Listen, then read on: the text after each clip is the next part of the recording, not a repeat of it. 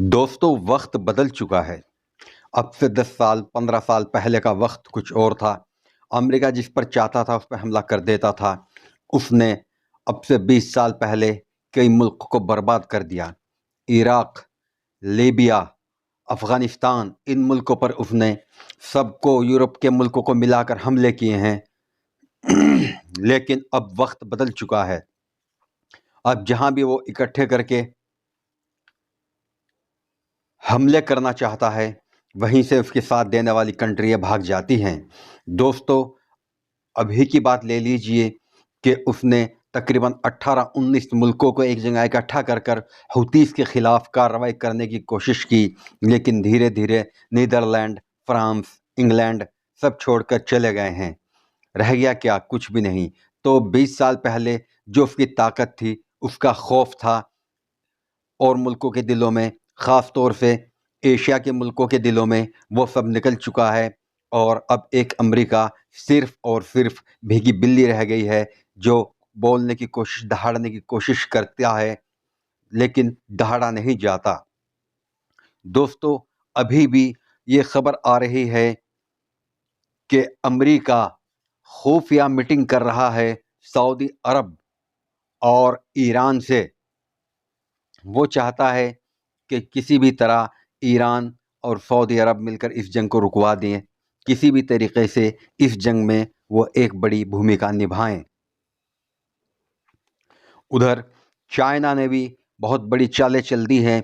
इस वक्त अगर देखा जाए तो हमास के पास कई हथियार ऐसे नज़र आ रहे हैं जो मेड इन चाइना हैं। जी हाँ दोस्तों, चाइना ने भी अपने हथियार हमास को देने शुरू कर दिए हैं और वो उनका इस्तेमाल कर रहा है।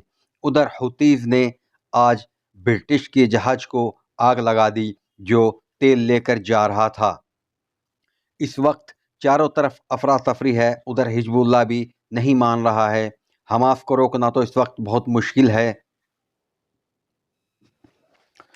उधर दोस्तों, हमारे मुल्क हिंदुस्तान में हमारे गृह मंत्री अमित शाह ने एक कानून पास किया है, जिसके बारे में उन्होंने बतलाया है कि अगर कोई ट्रक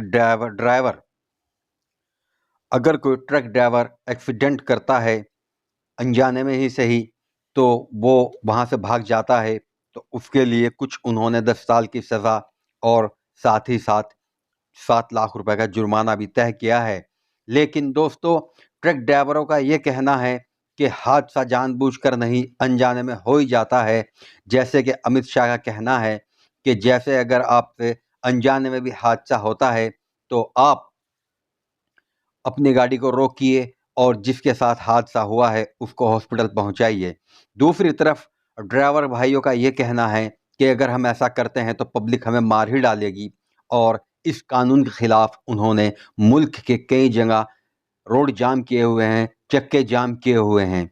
दोस्तों, एक तरफ अगर देखा जाए तो ठीक भी है। अगर कोई लावारिस कहीं एक्सीडेंट होता है तो ड्राइवर छोड़ के भाग जाते हैं, तो उसकी कोई मदद के लिए नहीं आता। और अगर उसी पहलू से दूसरी तरफ भी देखा जाए कि अगर ड्राइवर अपनी जान ना बचाए तो उसको पब्लिक मौके पे ही मार डालती है। तो दोस्तों, आपको इस कानून के बारे में और हमारी दी गई खबरों के बारे में कैसा लगा? तो इसी वीडियो को लाइक कीजिएगा और हमारे चैनल को लाजमी ज़्यादा से ज़्यादा सब्सक्राइब कीजिएगा।